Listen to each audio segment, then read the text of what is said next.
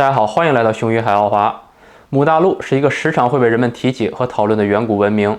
与亚特兰蒂斯一样充斥着神秘。我在之前有关巨石文明的视频中也曾多次介绍过姆大陆的部分知识，而今天我将详细的讲述有关姆大陆的全部内容，即将揭开一些从未有人发现的真相。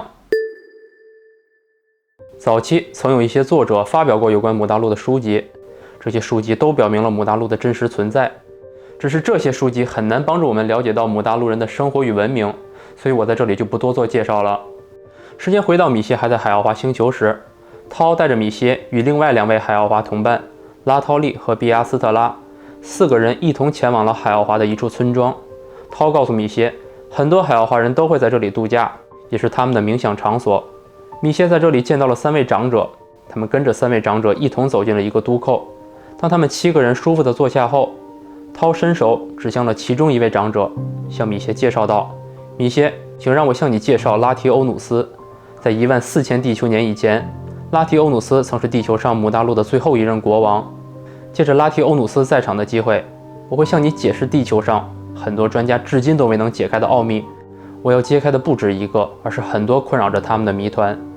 涛开始说道，在来海奥华的途中，我曾讲过巴卡拉提尼星人在135万年前就抵达了地球。3万年后，可怕的灾难降临，海洋破涌而出，导致了新的海岛甚至是大陆的出现。我曾提到一块巨型的陆地从太平洋中间升起，这块陆地被称作拉玛，你们更熟悉的说法是姆大陆。它在升起时是一整块，而在2000年后因地震分成了3大块。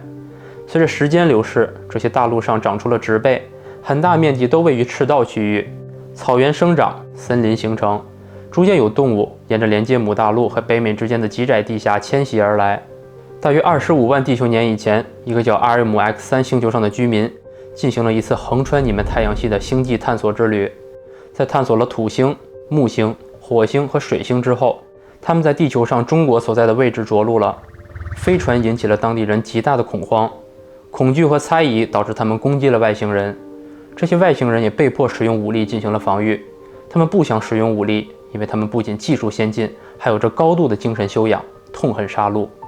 他们离开那里继续探索地球，最终他们选择了几乎没人居住的姆大陆，而就纬度而言，那里是名副其实的天堂。他们之所以探索地球，是因为 RMX3 星球出现了令人不适的人口膨胀，他们想要将星球上的几百万居民移居到地球。他们制定了计划，首先用了50年时间在月球建立了基地，之后才慢慢开始向姆大陆迁移，一切都进行得十分顺利。他们刚安顿下来，就开始兴建城镇、运河和道路，路是用巨石板铺设的。他们常用的交通工具是一种飞行车。他们从自己的星球运来了动物，比如狗和球鱼，这是他们在阿瑞姆 X3 星球上的最爱，其中还有猪。他们男性的平均身高是180公分，女性为160公分。他们有着深色的头发、美丽的黑色眼睛和古铜色的皮肤，而他们就是波利尼西亚人的祖先。他们的政治体系仍然沿袭阿瑞姆 X3 星的做法。他们很久前就发现，治理好国家的唯一方法就是让7位政治人士成为政府首脑。他们不代表任何政治团体，而是真诚地为国家出力。其中第7个人担任最高决策者，他在政务会中1票相当于2票。如果在某个问题上有4个人反对他，2个人赞成他，也就是出现僵局时，随之而来的会是长达几个小时甚至是数天的辩论，直到1人改变了主意。这种辩论都是基于智慧以及对人民的关心和爱。这些最高领袖不会因领导国家而获得任何丰厚的物质好处，他们完全是因为使命感和对服务国家的热爱。米歇说道，我们如今国家的领导人们可不是这样，这样的人是如何找到的呢？涛回答，在一个村庄或街区，一名正直的人会经过公投选出，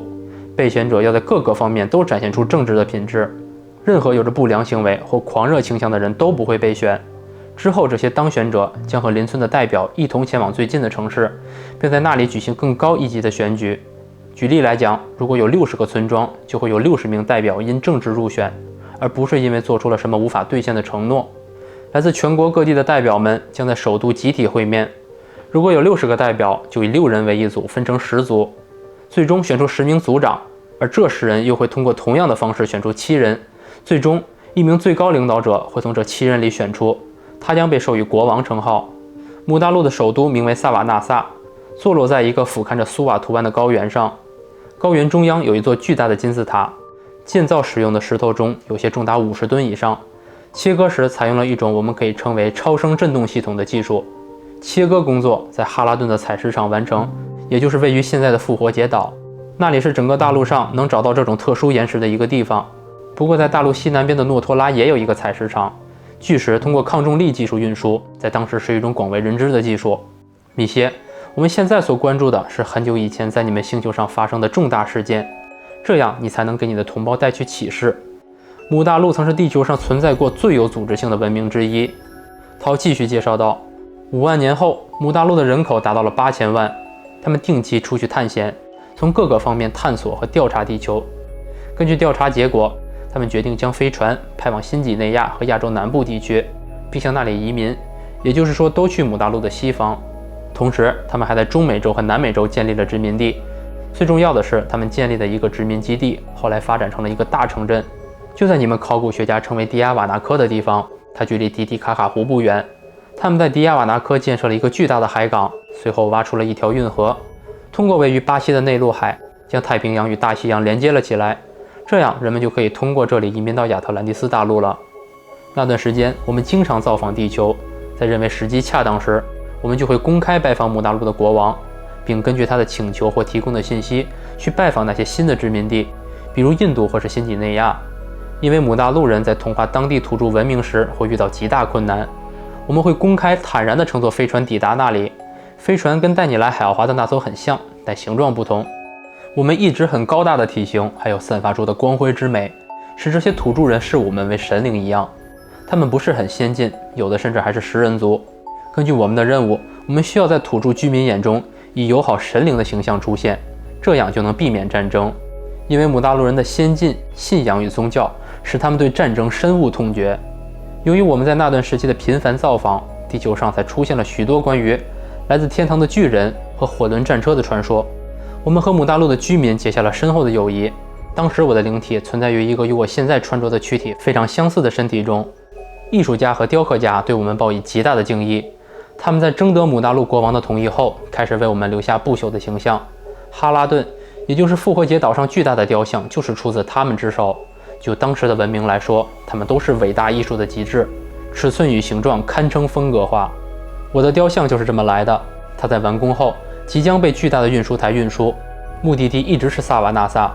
因为当时的大师们希望将这些雕像树立在国王的园林或通往金字塔的大道两旁。不幸的是，就在代表着我的雕像和其他一些雕像要被运走时，一场巨灾摧毁了姆大陆。然而，哈拉顿的一部分幸存了下来。关于我说的一部分，是因为当时的采石场要比现存的遗址大10倍。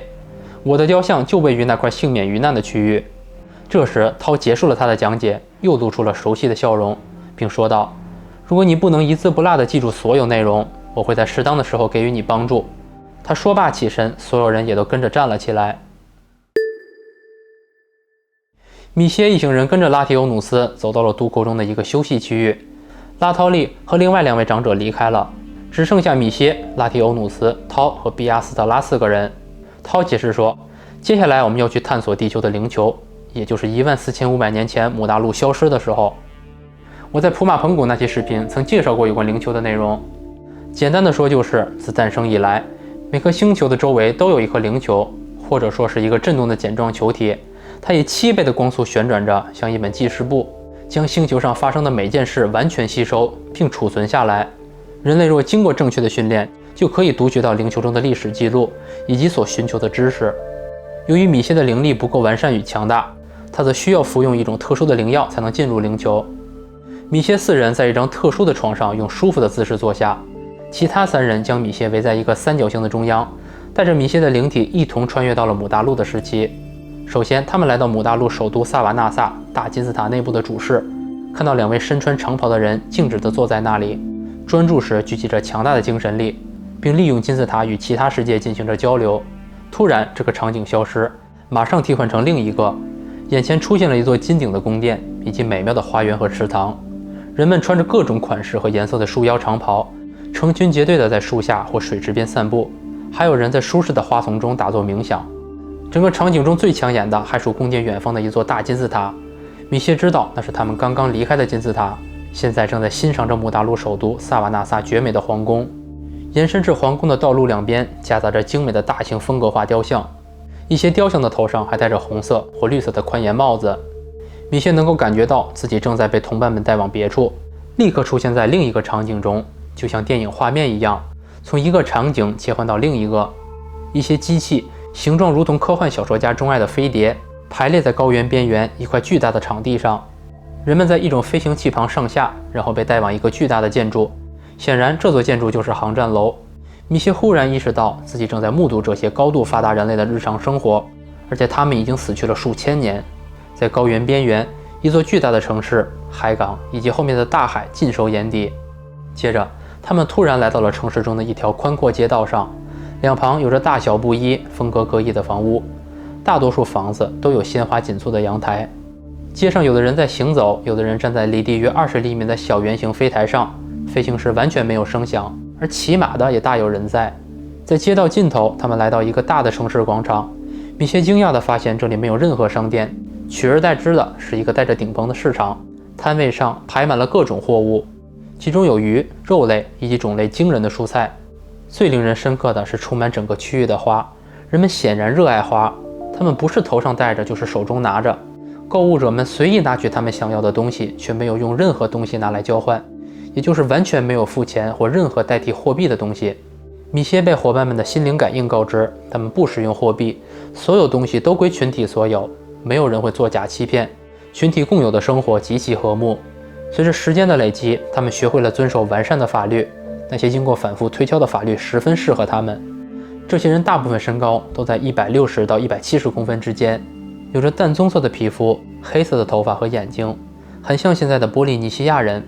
中间还有一些体型高大的白人和黑人。接着，米歇等人走向海港，那里停泊着各式各样的船只。米歇被告知，这些建成码头的巨石都是来自大陆西南角的诺托拉采石场，整个港口都是人工建造的。米歇看到了一些非常精密的设备正在运转，比如造船设备以及进行维修的装载设备等等。港口停泊的船只各式各样，从18、19世纪风格的帆船到现代风格的游艇，从蒸汽船到轻动力货轮。米歇被告知，港口中的古典船只属于遥远地方的人，印度、日本和中国。姆大陆的人已经移民到了这些地方，但还不能使用先进的技术。关于此事，米歇从拉提欧努斯那儿了解到，姆大陆的领导人将很多科学知识都保密了，比如核能、抗重力和超声技术。这种政策确保了他们在地球上的领先地位，也保障了他们的安全。接着又切换了几个场景，宽阔的大道和皇宫的花园里挤满了盛装的人群。金字塔的顶端连着着一个巨大的白球，显然米歇刚才在金字塔里看到的那位冥想的国王刚刚离世，因此人们聚集在了这里。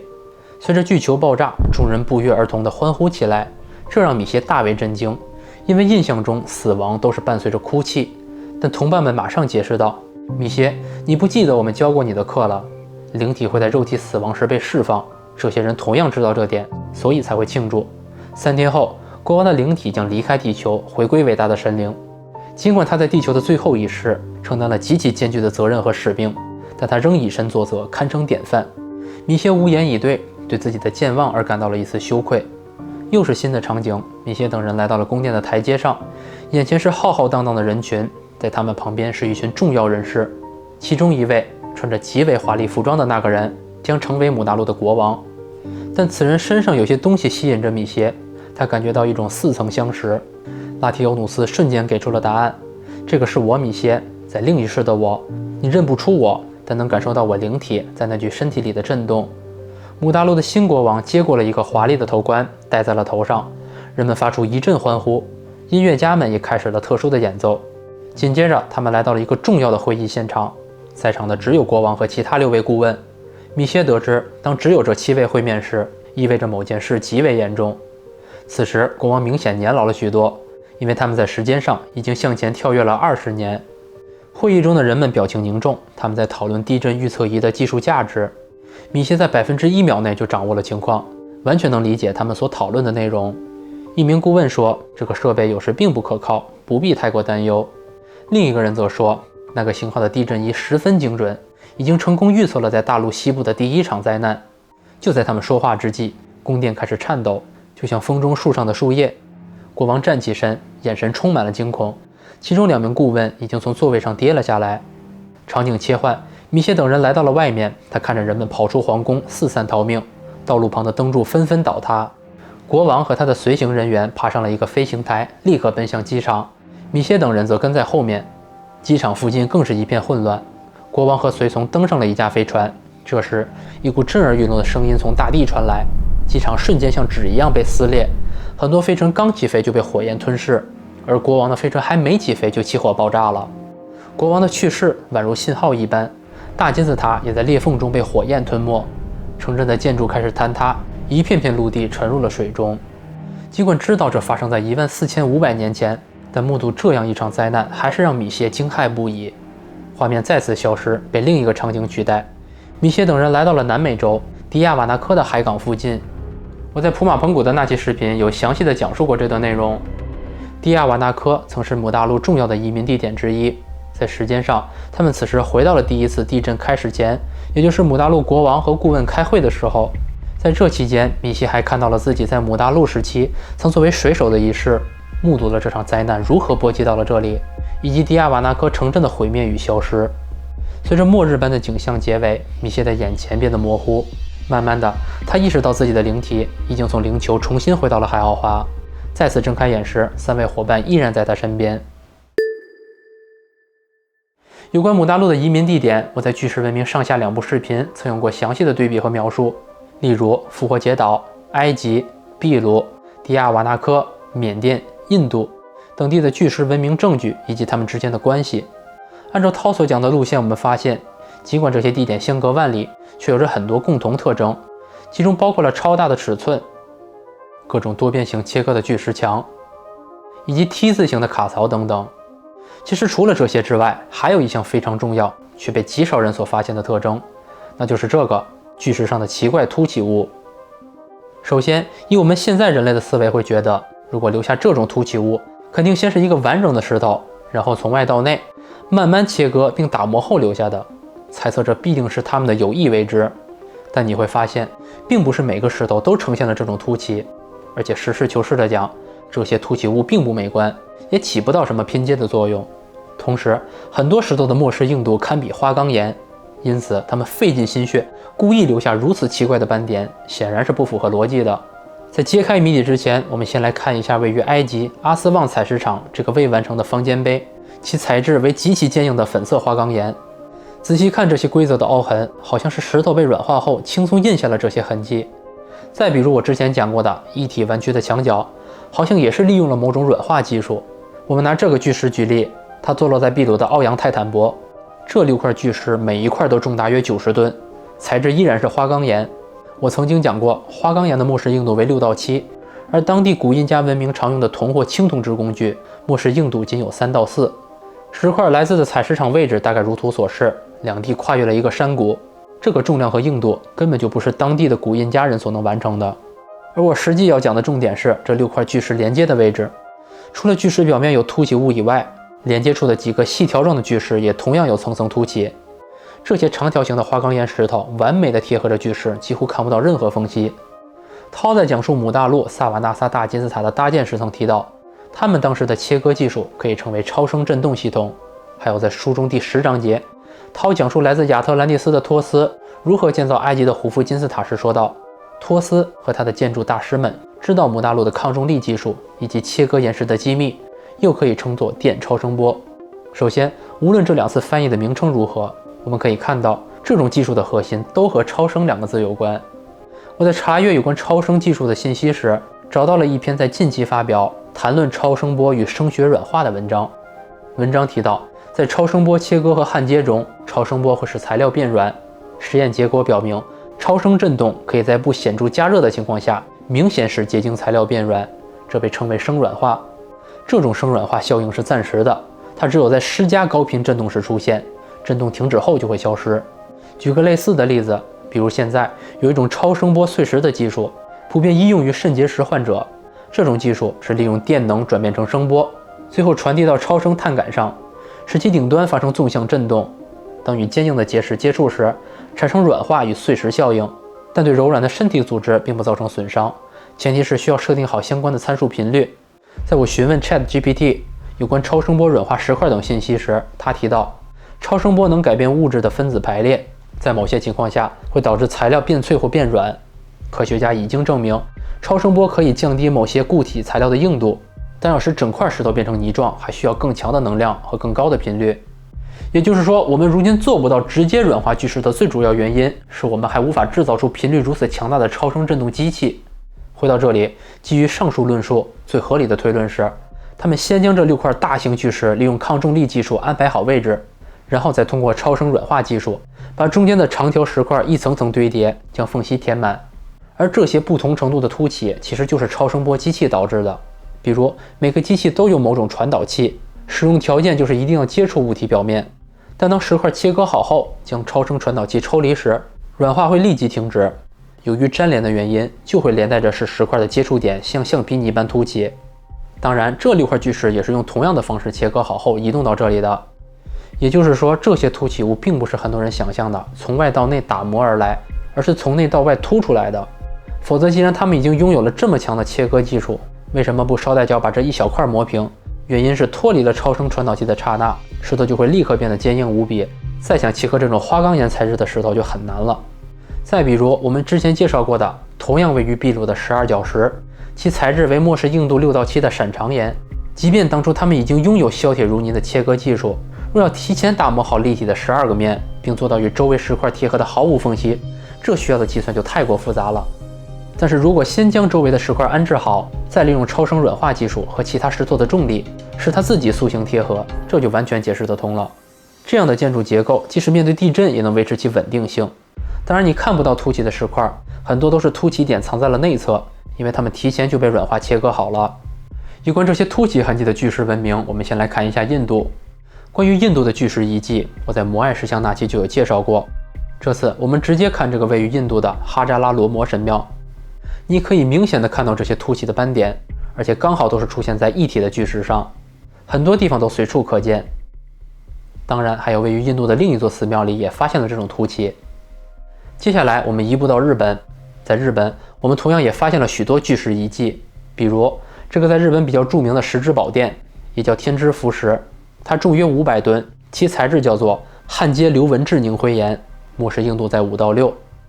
然后在日本的大阪城，你甚至能看到这种超大的一体巨石墙，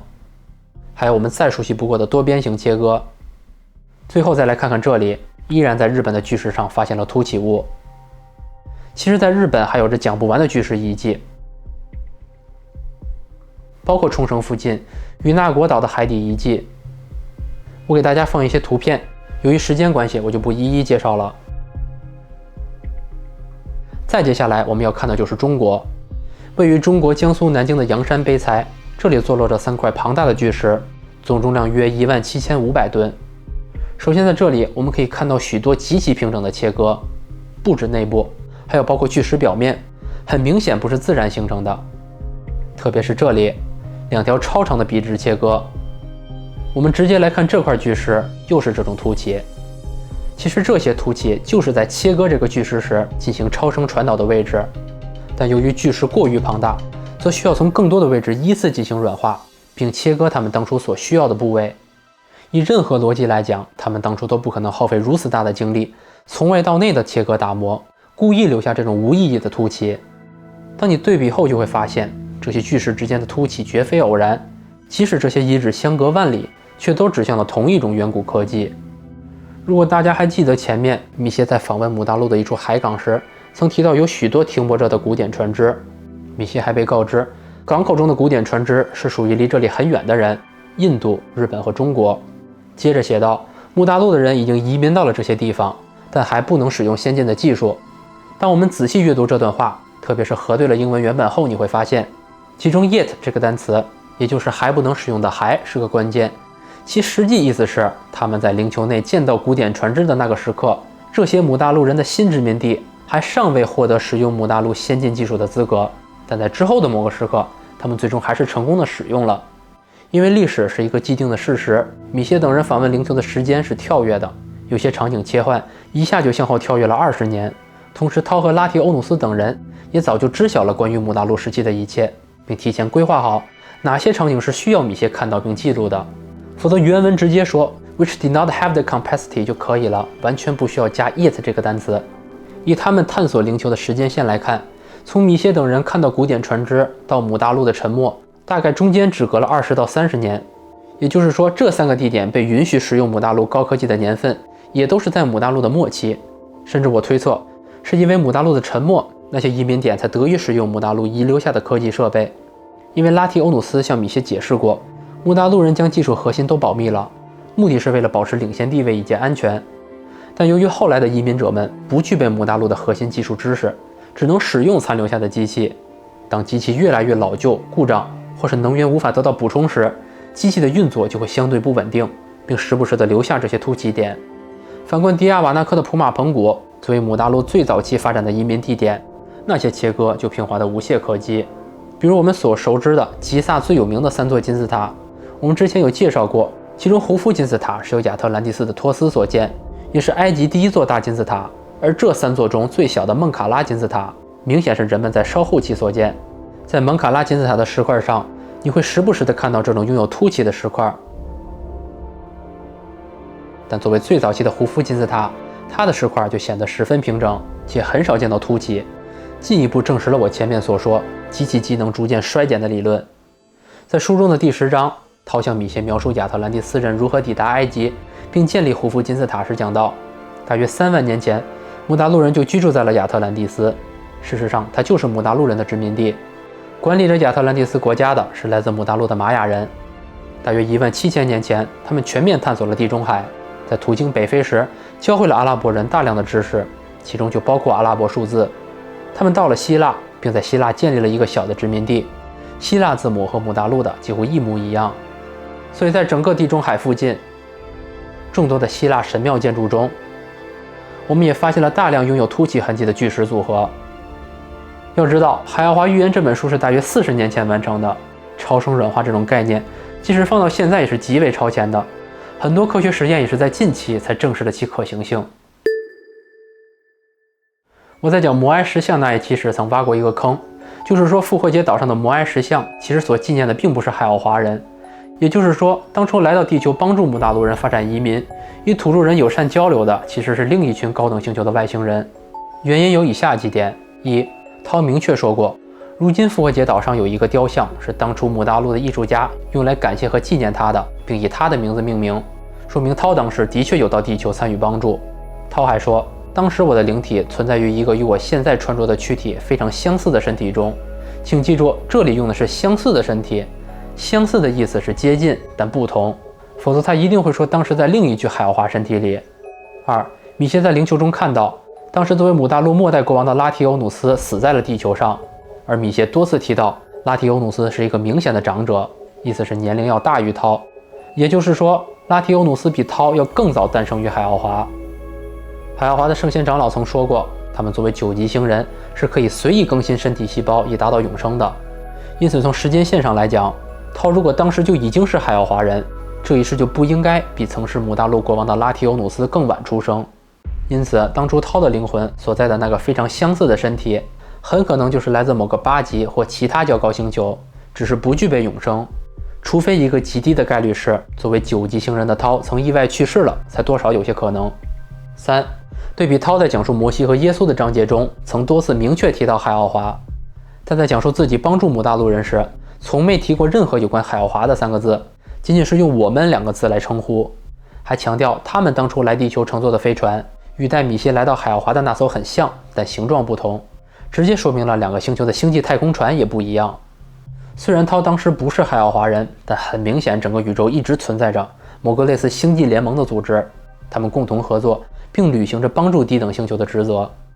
而这个细节和秘密甚至连米歇自己都不知道，因为就像我之前视频说过的，米歇对普马彭古的事也一无所知，书中很多的地名和对话细节都是涛用心灵传输帮助米歇回忆并写下的。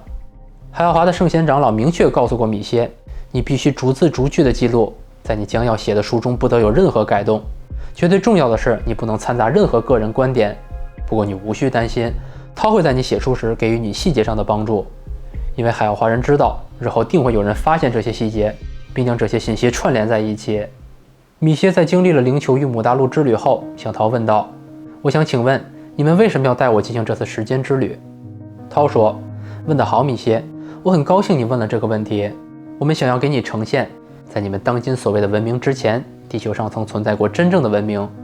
我们不远万里地绑架你过来，并非只是为了向你展示我们星球的美丽。你在这里是因为你所属的文明已经走上了错误的道路。地球上的大多数国家都认为自己非常先进，但事实并非如此。相反，他们的文化是腐朽的，从领袖到所谓的精英阶层都是，整个体系都是扭曲的。我们之所以会知道这点，是因为我们一直在密切地观察地球，尤其是在近几年。就像圣贤长老向你解释过的那样，我们能够以各种方法研究正在发生的事，我们能以肉体或灵体的形式生活在你们中间。当米歇问到关于地球上一些国家治理问题是否有解决方法时，涛回答道：“当然，我已经给你描述过了。唯一的解决办法就是效仿姆大陆政府的做法。也就是说，海奥华人之所以花大量时间让米歇拜访，并深度了解这个曾经存在于地球的文明大陆，其用意就是给出一个可以参考的榜样，让如今的地球人明白什么样才是正确的发展方向。我曾经找过一位灵媒进行前世回溯，他清楚地看到我曾经的一世就生活在姆大陆，而后来的某天，我又向另一位可以连接阿卡西记录的灵媒询问自己是否曾生活在姆大陆时，他给出的答案也是确定的。我也逐渐明白自己为什么会做这些视频，以及自己此生的任务。当然，有关我姆大陆前世的内容，我会在将来进行分享。感谢大家的收看，我们下期见。